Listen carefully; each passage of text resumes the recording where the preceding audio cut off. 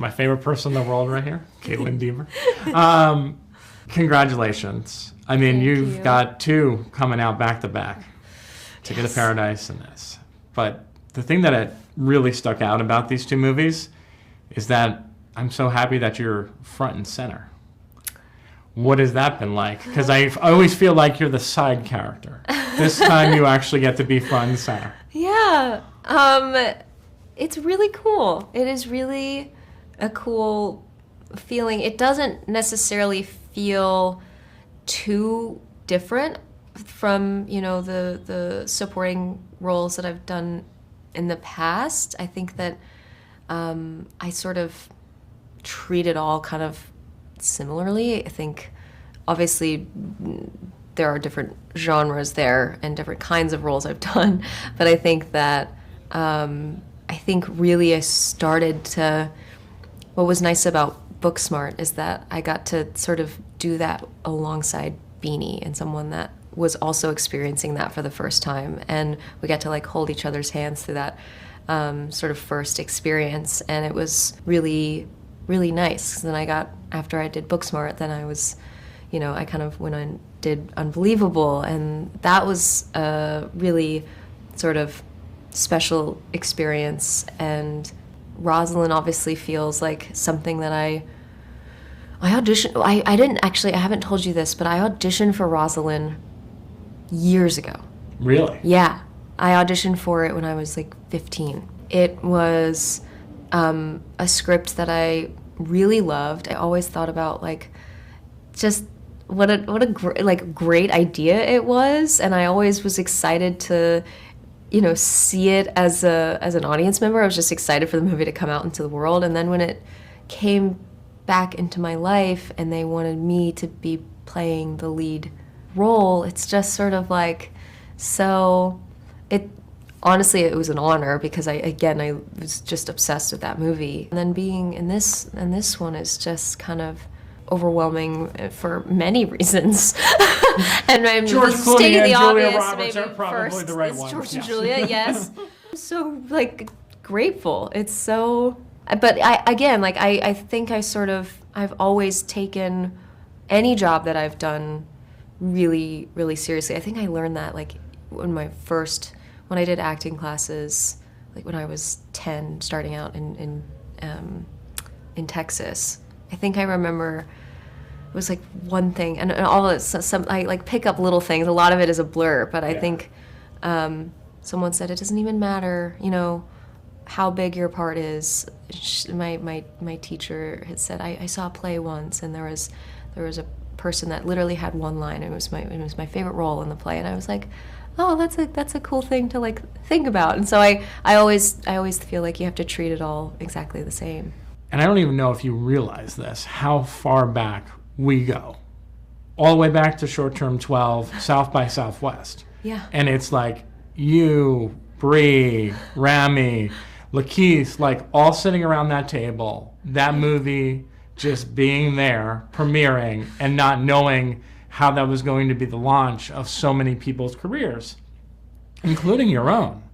So I think that's phenomenal, but also the evolution of your career. Like, can you talk a little bit about that? Like, you start off very heavily in drama, and then what I'm very happy about is seeing how much range you have. I mean, you have very, very heavy things, Dope Sick, we've talked about that. Yeah. But like seeing the comedic side is so refreshing. And I'm so happy that you get to do that. But can you talk a little bit about that evolution?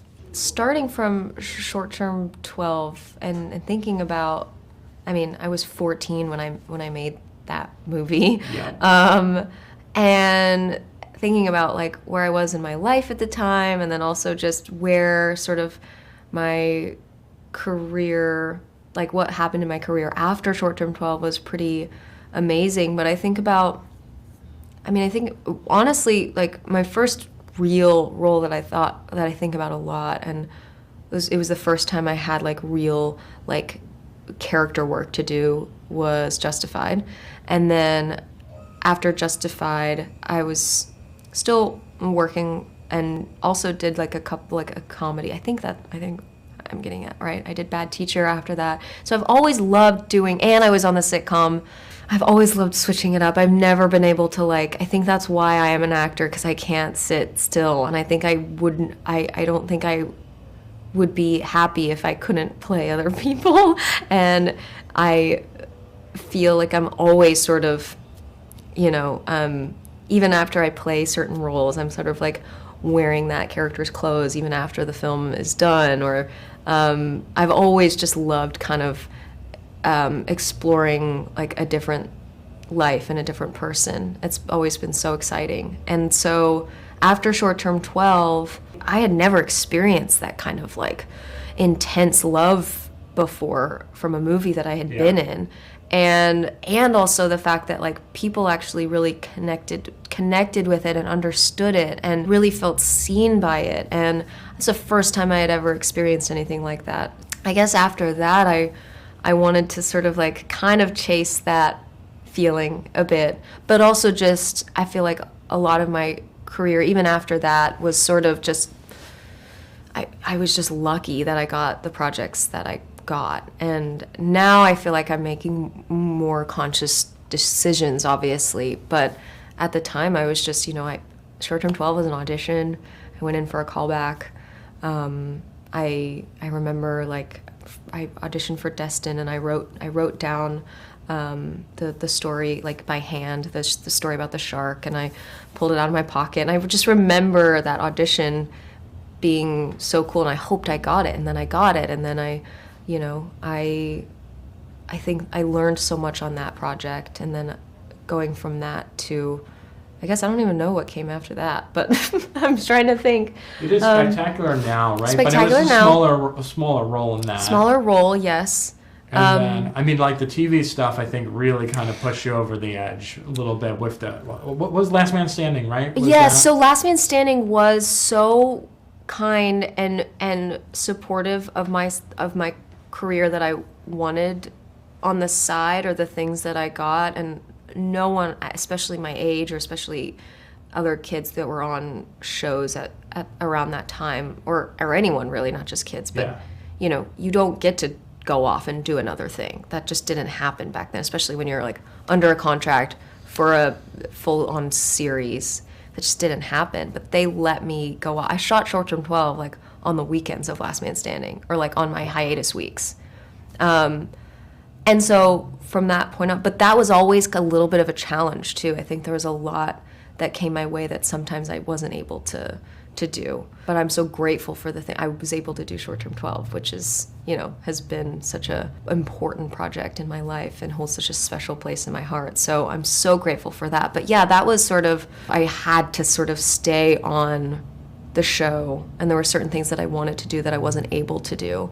But then again, I learned so much on Last Man Standing, like things I will take with me forever, like truly learned so much on that show, and it really shaped who I am as an actor. And I think, and it allowed me to have, it really built my confidence in a way that I don't think I would have the same confidence had I not been on that show, or just, you know, really comedic confidence too. You learn so much just by the repetition and the you know, the fast quick changes that is involved in a show like that. So I think Last Man Standing was definitely a big part of it. It is a very big part of my life.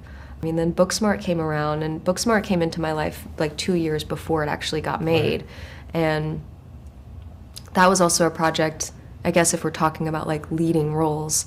Yeah, that was like, we didn't know how to divide you. I remember that was like the conversation around award seasons, like they only work if they're paired together and they're both leads. Right. They're not really supporting. Well, that, but also I mean, their friendship is the leading role of that movie. But we still are both the leads of that movie, but I had never led a film before that. And I think what I got told a lot was, oh, well, you can't lead because you've never led before. And I'm like, okay, well then how am I going to cross that bridge of leading something so then I can say, oh, I've led before, now I can lead again, you know what I mean?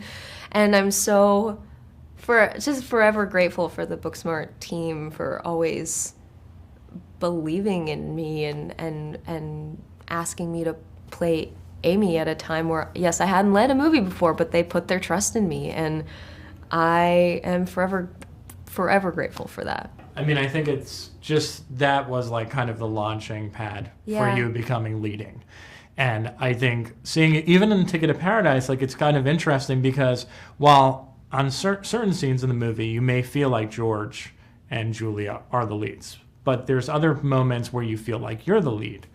And I just want to ask you, because we are talking about this film, like experience working with them. Like when you work with people like Michael Keaton and Hugh Jackman and all these big name actors who are like really established, is there a certain like life lesson that you take away from working with someone like a George Clooney or a Julia Roberts? First of all, I was so nervous meeting them because I had no idea. There's so much excitement and intensity kind of around that feeling of working with like the two biggest actors ever, really. You know, it's a big deal. I just was like so happy that they were just so great. You know, they're two people that just love each other so much, and they were just such a bright light to be around, the both of them. So that was just a relief, and they immediately welcomed me in, and I immediately felt just so at ease. And then I think, they've worked for so long, especially,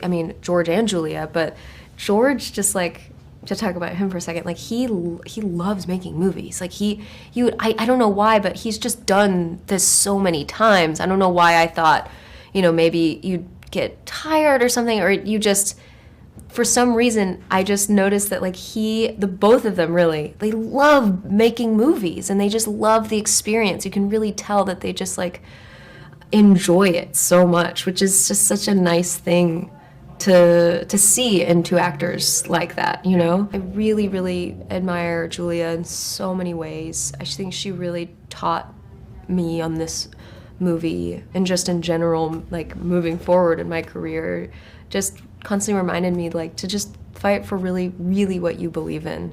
And it's always your performance, and just being surrounded by her professionalism and the way she is on set and the way she stands up for herself, and in small ways, but like it's such a nice thing to see. George is just like, he's constantly helping out with like, cables and lifting things and helping, just such and that makes a huge difference. The way those two people act on set, it really changes the vibe, and they're, because they were so kind, everybody felt, okay, this is nice.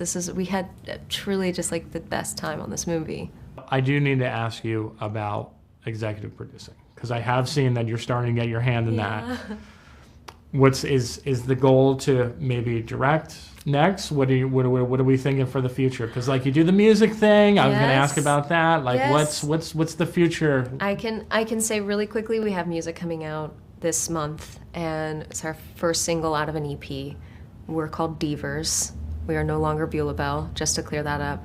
And executive producing has been a really cool part of, making Rosalind, and being a part of the casting process and the early development of the movie was so cool, and I loved being on that side of it, and having that experience was really sort of eye-opening. I was already kind of thinking about directing something of my own in the future, but my sister's a screenwriter, and she's a brilliant writer, and we are talking a lot about like what we're gonna do together, and directing is definitely something. But for right now, I think the executive producing, being involved in a producing sort of